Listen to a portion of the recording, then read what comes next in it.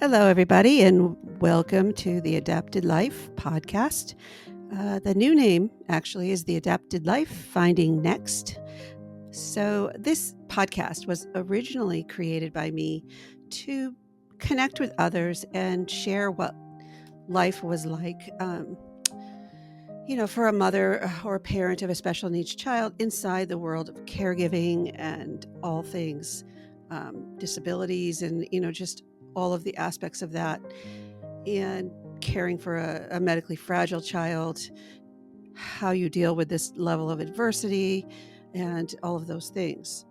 So I had wanted to bring light to stories of resilience and stories of support and compassion for caregivers and all those things, like the inside world. And I did start to do that, sharing tools, tips, strategies, and stories. And I was getting ready when Daniel passed away to start bringing in interviews and kind of expanding more to offer ways to connect and share and just make it a little bigger for us and fun. But sadly, Daniel passed away on January 12th, 2024, and my life basically imploded. And I found myself in very deep grief. And it's been really difficult to sort of ground myself and find a new direction. And it's been 508 days since he died now, I think, approximately, give or take a day. But it took me some time to kind of grab a hold of this thing and figure out which way, if any, I was going to go. Like, what direction am I going to drive this thing, right? Like, I'm not sure. But I really did enjoy the process of learning how to put a podcast out there and what that would mean. It's really exciting in a lot of ways for me. And so I have decided to keep my podcast, The Adapted Life, but just call it The Adapted Life Finding Next. So I'm seeking, what do I do now? What's going to happen for me now that I'm basically here in the house with my husband? We're empty nesters. Our son passed away. I don't have a career outside the home because I took care of my son his whole life. So I've had such a interesting journey so far, and it's both heartbreaking, unimaginable, but also enlightening in other ways. So that's what I'm hoping to share with you guys, is that even though I'm not a caregiver anymore, um, the things that affect us stay with us forever. So I want to continue to take that empathy and compassion as I sort of flush out, like, what am I going to do now? Like, I can do lots of things, but I don't know yet. I don't know yet. So that's really exciting. So I do have an outline for our first episode, which I'm going to kind of go over a little bit, and hopefully that will shed some light. So I'm going to call this season 4 of this podcast, and of all of my episodes, it's 32. So I'm going to continue because I feel like we all have a story, and how we put ourselves out there is sort of important. So my story was important even before Daniel passed away. Like, here I am, and I hope that's okay. So here we go. Right. So, it's been a while. I think my last podcast was recorded in October of 2024. So I've been wandering around in a place called grief and trauma and complex PTSD and just really difficult emotional dysregulation, dissociation.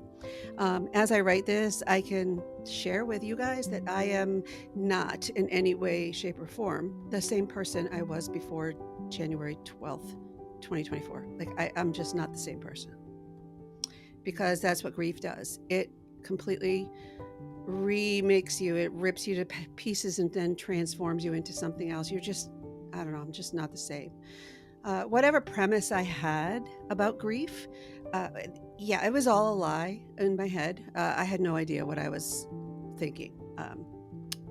The ideologies that painted as a sort of a a temporary emotional condition that systematically go through stages to get through. Yeah, that's not real. That's a total, that's not real. Not for me anyway. I mean, I had no specific stages. They are all just like a bunch of things connected in a big ball, just rolling in circles. Like I don't know what's going to pop up. I still don't. Like acceptance and bargaining and all those things. I'm still just kind of a mess, and I am a mess, and it's okay. It's okay to be a mess. So it's basically a permanent breaking and alteration of everything. So as these months have gone by, I've sat here and I've stared into my podcast thumbprint like, where was I going with this? Who was I before? Um, what do I talk about now? Like, I wanted to find a way to help other moms and parents living inside the world of disabilities and all that stress and struggle and acceptance and pain and grief, and dedicating your life to caring for somebody, your child with life altering disabilities, and keeping them alive and living life for two people. And just what does that entail? How did I do it so long? And then all of a sudden, just when I was stepping into really digging into this, he passed away. And the world I created to care for him, to keep him safe, to make him smile, to give him a life, all of that, all those things that he could not do on his own, it all came to a gut wrenching halt. The world just got quiet, it fizzled, and then it sparked, and then it just turned into mist, and then poof, he was gone, and everything was gone. Like, and the world was quiet, leaving me like in a world stopping state with sitting in a recliner chair with just the clock ticking on the wall. No sounds from his room, no people coming and going, no things to do, no things to order, no things to clean or fix or change or go or do, nothing. Everybody was gone, everything stopped, and I was just sitting there, and I had an empty bedroom full of his things, and I did not know what to do except sit and stare at that clock and cry for months, literally. So as this first year has rolled along, people would say to me things like, people are so funny. People say, "Oh, you know what? The first year is the hardest. Oh, thinking of you. Holidays will be so hard. Birthdays will be hard. Um, people are going to stop checking in on you. So you're going to probably have health problems too, because that's what happens. And, your relationships are going to suffer probably. And hey, you know what? But self care is really important. So take care of yourself and make sure you take care of yourself. Yeah, you really need to do that." And so I'm so angry, even now, about a lot of the things that, like, were just such societal BS, um, that other people do in order to fill a happy place in their own psyche. Let me tell you this thing, and then they disappear. Um, like those platitudes that people say, they were never backed up with any action. Uh, very, very few. Very few. Maybe five. Like very few. Um, so honestly, guys, for 26 years, I loved and sacrificed for my son. But there is so much more to my story that was going on at the same time throughout my life. Uh, that was not just about Daniel. Like, I also, had my own life, like independent of being his mother. Um, and I'm dealing with a lot of trauma and dissociation and attachment wounds and depression and betrayal and confusion and fear. Like, who am I? Like, what is happening? Like, uh, do I want what I have? Is this right? Is this wrong? Like, I don't even know. I mean, I had a career dream once, and that came to a crashing halt, and that's just simply not my timeline anymore. I was an MBA, working in corporate, like as an HR person. Anyways, it was the old days. That was the old me. I am not that. So recently, I attended a retreat, something that was not an easy thing for me to do. I went on a retreat for women, and it was called an Empowered Women's Retreat. And it was for women who needed help to heal trauma, um, a specific kind of trauma. And I put my brave girl pants on and I got myself on a plane to Kentucky. Had never been to Kentucky before, but I had absolutely no idea what I was in for. But intuitively, I knew that it was my journey to follow because I couldn't get past the trauma that I had experienced uh, even after Daniel died. So, what I've done more and more since he's passed away is I just have been listening more to my intuition. I'm more tuned into things because I'm not hyper vigilant over his care. So I'm like, yeah, that doesn't feel right. This doesn't feel right. So, in a collective healing format, and I'm not really saying too much, other than these are women who were hurt in different ways by their partners. So it was for them, not about the partners, but for them to heal their own trauma and their own woundings. Um, so, in a collective format, I believed I might find some insight to healing relational trauma and issues that have haunted me and stayed with me for 33, 38 years. And while that was also true, I asserted myself. I released anger. I had the honor of meeting some incredibly special women, therapists who were facilitating. And there was no doubt in my mind that I was meant to be there. Like I was meant. So I learned about attachment styles, and I also learned how to let go of blocks in my own healing path that were established from uh, big T's and little T's, and those are traumas that happen throughout your life that you may have sort of dissociated from over the years. It was a lot. It was a lot. It was a lot to put myself through, but I did it. I did it with strangers, like complete strangers. So, at 58, I don't know, I was just sitting the reality of all these different things and like what am I going to do next? Like, and I learned about something called having an evidence bag. So I kind of made my own evidence bag for me. I sling it over my shoulder. It's not a real bag. It's just like a figurative. Um, and I started collecting evidence, like what feels good and what feels bad, and where does it feel intuitively good for me, and where doesn't it? And I'm just sort of guiding myself along because I really don't know, other than being a nana and a dog mom and a wife. Like, yeah, I'm still painting and making shells. I love doing that because it's a fun way to connect to the art shop, and I enjoy,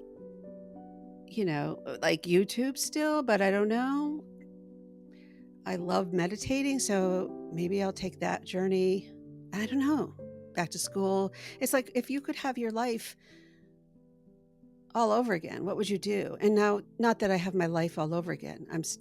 I'm struggling in grief, and I it's very hard to live without Daniel. So I'm still trying to process, but I think I'm functional enough to do something pretty awesome. And I think if I'm going to do something else in my life, I want it to have purpose. I wanted to honor his life. I wanted to help other people. And like, that's what I want to do. I really want to find a way to be of service in this next part of my life. So it had become really evident to me that I needed to take a stand against things that I believe were injustices to me and that hurt me. And so I did. And it's helping. Um, great bravery sometimes, it just helps us to stand up to our pain. And it's really hard, like, to do this, to stand there and say, I'm going to face my pain and I'm going to walk into it and I'm going to feel it. because the only way to heal it is to get to the other side. And that's what I decided to do when I went to Kentucky. There was no easy way through what I was going through, and there still isn't. I'm still working on it. So yeah, the only way was like go into that darkness, hurt and cry, and then look around because there's going to be a light somewhere because the wound is where the light gets in. Isn't that a Rumi quote, right? So that's what I did, and and then I came back, and I've been kind of woozy and wonky ever since. And uh, yeah, and I have some really great friends now, some very special ladies who changed my life. Like that was so amazing. So eh, yeah, just trying to figure it out. So I thought, well, I guess in this woozy wonky state, I'll just start podcasting again and talk to my audience about what I was doing and where I'm going, and maybe somebody else can offer some insight. I want to be able to share stories of overcoming trauma and what happens on the other side, and what kind of tools can we use to help us to connect with our inner light and our intuition. And these are things that are very important to me. So this episode is my evidence that uh, yeah, I have a lot of purpose still to discover. um, I am a woman independent of my story. My story doesn't completely define me, but at the same time I am empowered by my story and my ability to uh, assert and identify where I need to, and not let things roll me over and silence me and put me in a state of confusion. So no, I'm learning so many things. So for the time being, I decided to name my little podcast "The Adapted Life: Finding Next," because it's still the adapted life. Obviously, we all have one. Everyone's life is adapting, right? We don't know what's going to happen next, so we adapt and we change. Nothing ever rolls out the way we plan it. It's just not meant to. We have no control over that as much as we try. So that's what I'm doing. So it will be forever a place where my love and compassion for Daniel and all that he was and all that he taught me um, will still continue to fuel my dreams and my ideas and my purpose.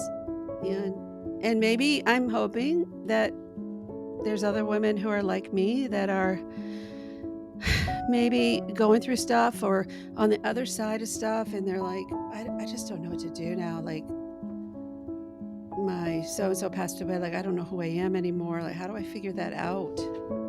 How do we figure it out? Anybody know? I don't know. I don't know what to do with myself.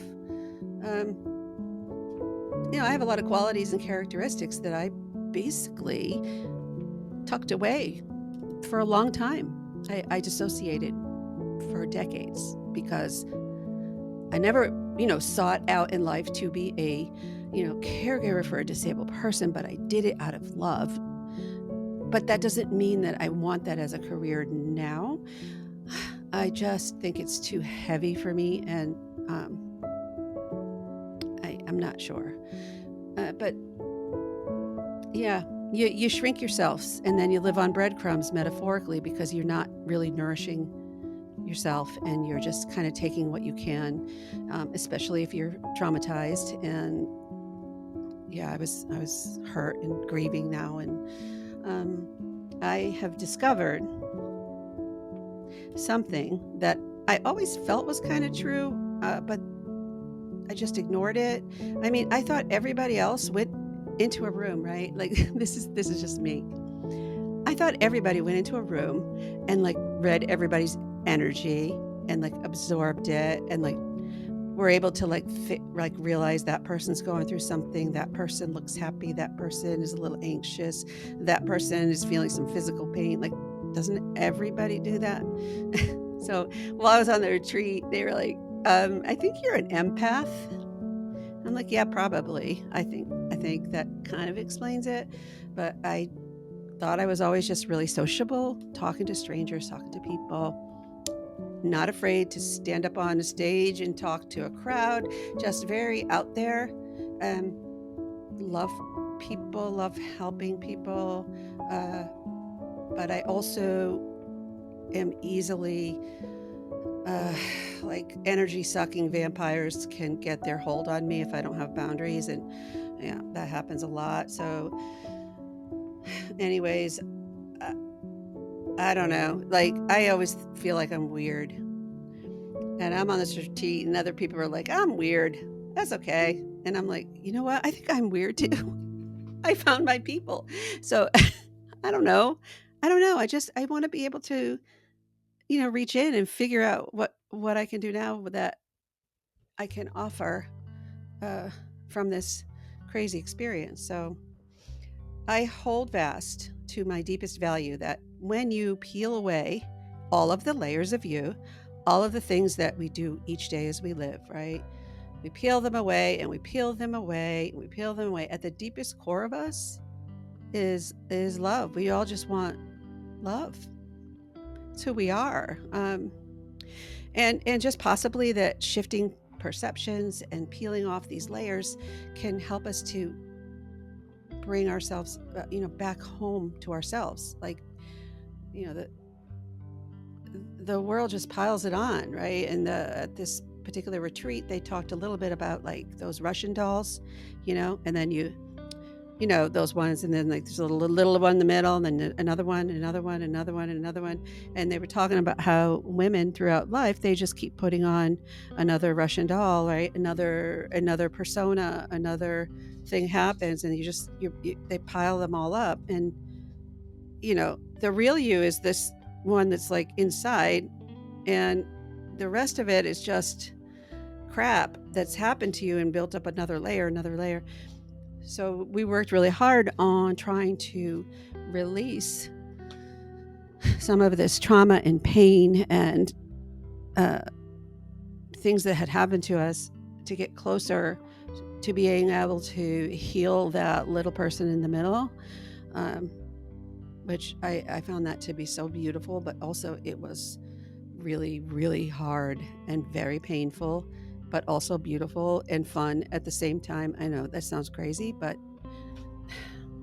yeah. So betrayal trauma is like next level. Like it's a lot to deal with for women, and it is amazing that there are resources out there to help people now that are really just starting to get more well known. And I'm so proud of everybody, and it was really a beautiful experience.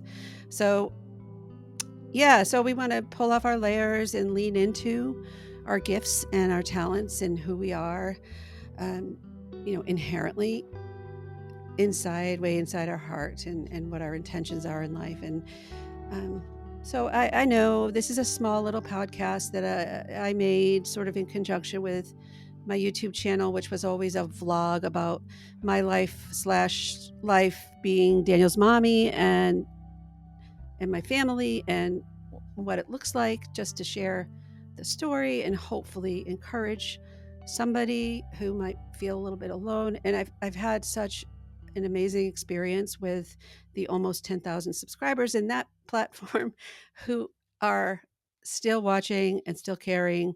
And I don't know, I think Daniel's legacy needs to continue to live on. We need to talk about him and others like him, and talk about what happens when, you know, they don't tell you, well, you're going to take care of this child and create your whole life all around him. And then he's going to grow into his 20s. And then all of a sudden, that's your life too. And then he dies. And then who are you now that he's gone?